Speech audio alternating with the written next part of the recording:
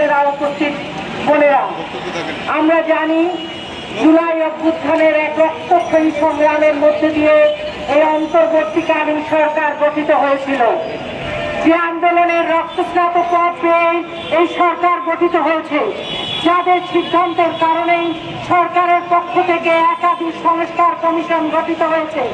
তারই একটি সংস্কার কমিশন হচ্ছে এই নারী বিষয়ক সংস্কার কমিশন।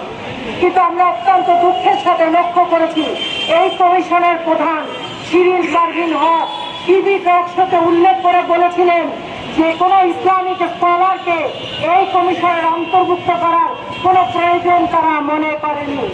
সাংবাদিক ভাইয়েরা ও বোনেরা, আমি প্রশ্ন করতে চাই, আপনারা কি লক্ষ্য করেননি জুলাই অভ্যুত্থানের সময় অসংখ্য হেজাবধারী, মেকআপধারী, পর্দাধারী নারী ছাত্রী যারা এই আন্দোলনের সমস্যাকে রেখে এই আন্দোলনের নেতৃত্ব দিয়েছিল? তাহলে কি আপনি বলতে চান যারা এই আন্দোলনে হিজাবধারী মুসলিম মহিলারা, নারীরা, ছাত্রীরা অংশগ্রহণ করেছিল তাদের সেই অংশীজনকেও আপনি অস্বীকার করতে চান?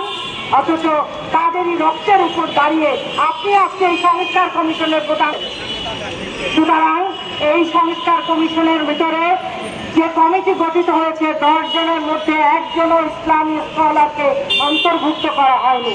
তাই প্রথম যে দাবিটি করতে চাই, একটি অন্তর্ভুক্তিমূলক একটি নতুন সংস্কার কমিশন গঠন করা হোক, যেখানে সংখ্যাগরিষ্ঠ মুসলিম নারী এবং পুরুষের প্রতিনিধিত্ব করবে। সম্মানিত সাংবাদিক ভাইরা, তারা এই 312 পৃষ্ঠার কমিশনের সুপারিশে প্রত্যেক পাতায় পাতায় সমতা চেয়েছে। প্রত্যেক জায়গায় তাদের একটি স্লোগানের মুখ্য বিষয় ছিল নারী পুরুষের সমতা চাই। কিন্তু সব জায়গায় কি সমতা সম্ভব? আল্লাহ তো নারীদেরকে মাতৃত্বের অধিকার দিয়েছেন। আপনি পুরুষরা যারা আছে তাদেরকে তো এই সুযোগ আল্লাহ দেননি। আপনি কিভাবে সেখানে সমান সুযোগ চাইতে পারেন? পারেন না তো। আল্লাহ দেওয়া সেই অধিকারের কাছে তো আমাদেরকে মাথা নত করতেই হবে। সুতরাং সকল ক্ষেত্রে সমান অধিকার, যেমন লাভ, মর্যাদা, অধিকার আল্লাহ দিয়েছেন, কিন্তু সকল জায়গায় সাম্যতা আসলে সকল জায়গায় সম্ভব নয়।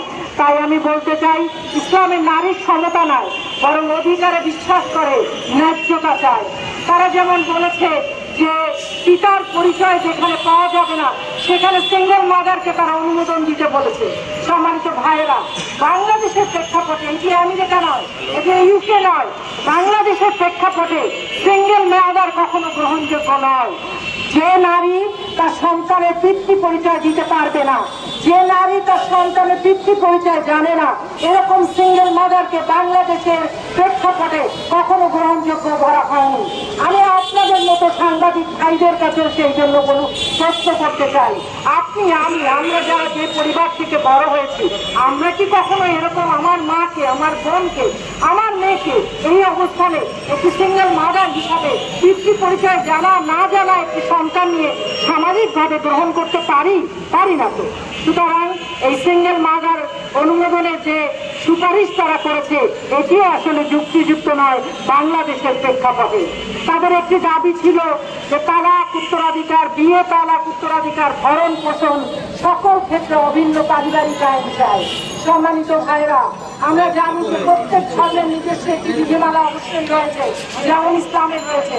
সুতরাং প্রত্যেককে তার নিজ নিজ বিধিমালা অনুযায়ী তাদের বিয়ে তালাক ভরণ পোষণের ব্যবস্থা করা হোক, এটি আমরা চাই।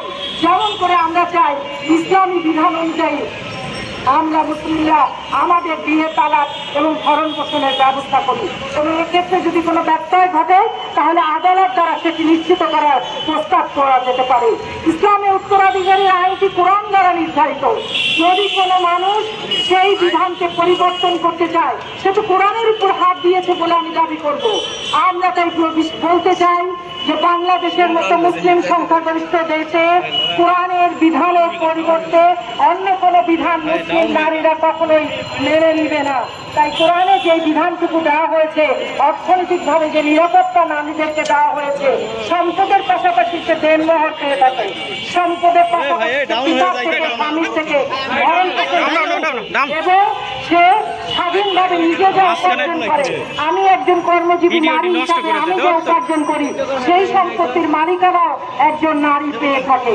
সম্মানিত বোনেরা, তারা দাবি করেছে যৌন পেশাকে পেশা হিসাবে অনুমোদন দেওয়ার জন্য আমি আপনাদের মাধ্যমে এই 10 সদস্য বিশিষ্ট কমিশনের কাছে ঔদাত্ত আহ্বান জানাই যে আসুন আপনার মেয়েকে, আপনার বোনকে এবং আপনারা নিজে প্রথম শ্রমিক পেশা হিসাবে, যৌন পেশা হিসাবে নিজেদেরকে স্বীকৃতি প্রদান করুন।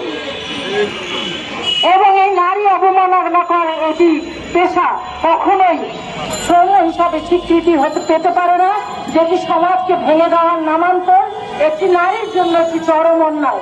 এবং আমরা জানি কেউ নিজের ইচ্ছা এই পেশায় যায়নি। আমরা অনেক যৌন কর্মীদের সাথে কথা বলে দেখেছি, তারা নানাভাবে প্রতারিত হয়ে দালালের খপ্পরে পড়ে এই পেশার মধ্যে অন্তর্ভুক্ত হয়েছে, যেখান থেকে বের হওয়ার জন্য তারা প্রতিনিয়ত চেষ্টা করছে।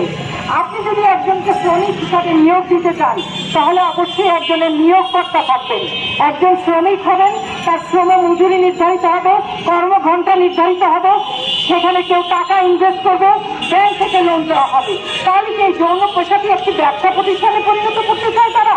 যেই দেশে যেখানে টাকা ইনভেস্ট করে একটি ব্যবসা তৈরি করা হবে আর মুসলিম নারীরা, মেয়েরা সেই পেশায় অংশগ্রহণ করে তারা ইনকাম করবে, এটি কতখানি গ্রহণযোগ্য এবং কতখানি বাংলাদেশের প্রেক্ষাপটের জন্য এটি গ্রহণযোগ্য হতে পারে?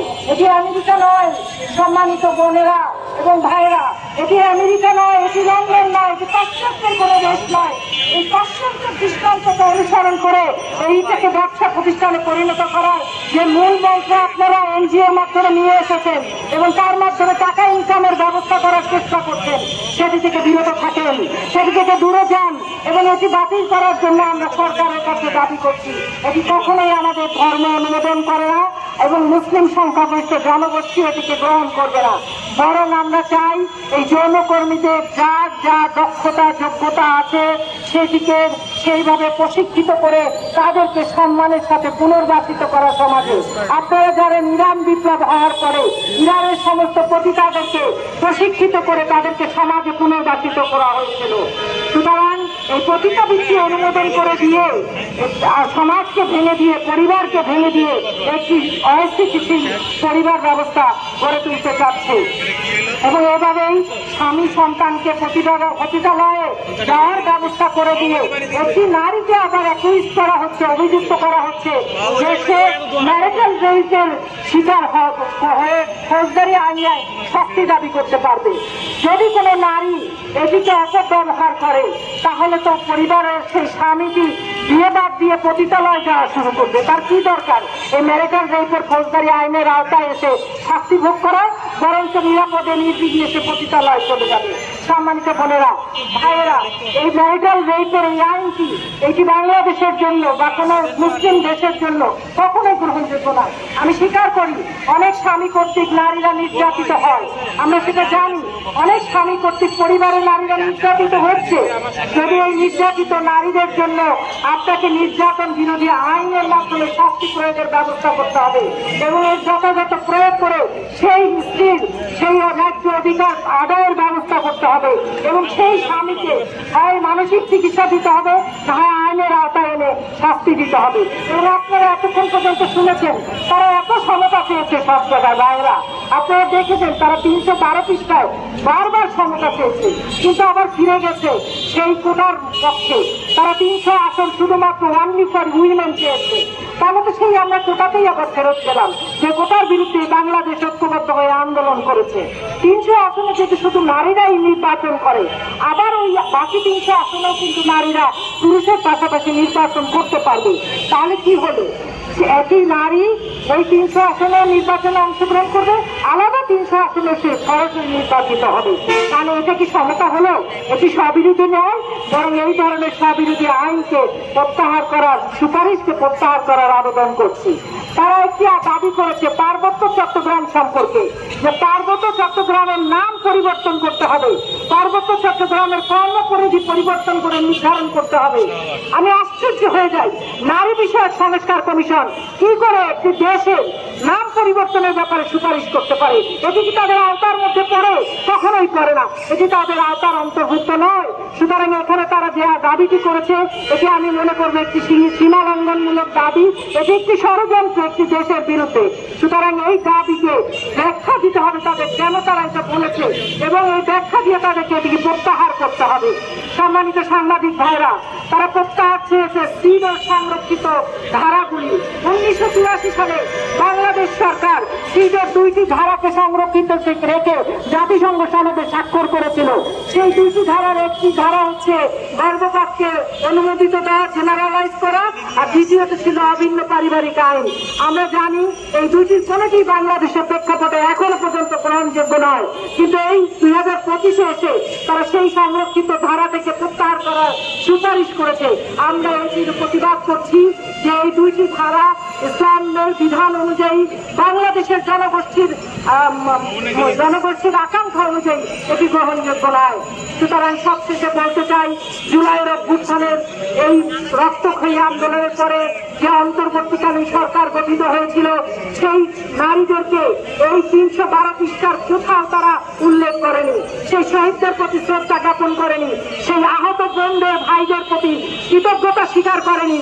এটি একটি আমরা মনে করি একটি উদ্ধত্তপূর্ণ আচরণ, এটি কখনোই গ্রহণযোগ্য নয়। যে আন্দোলনের রক্তের উপর দাঁড়িয়ে এই কমিশন গঠিত হয়েছে সেই আন্দোলনের শহীদদের আহতদের তারা স্মরণ করেনি, কৃতজ্ঞতা প্রকাশ করেনি, পাঠ্যপুস্তকে তাদেরকে অন্তর্ভুক্তির আবেদন করেনি। সুতরাং এই ধরনের অভ্যুত্থানমূলক আচরণ অগ্রহণযোগ্য।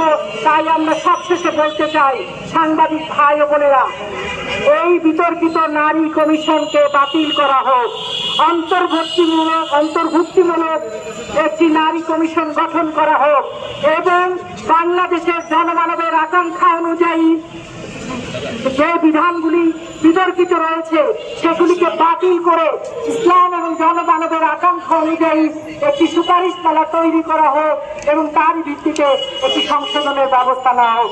আপনাদের সকলকে অনেক অনেক কৃতজ্ঞতা এবং ধন্যবাদ।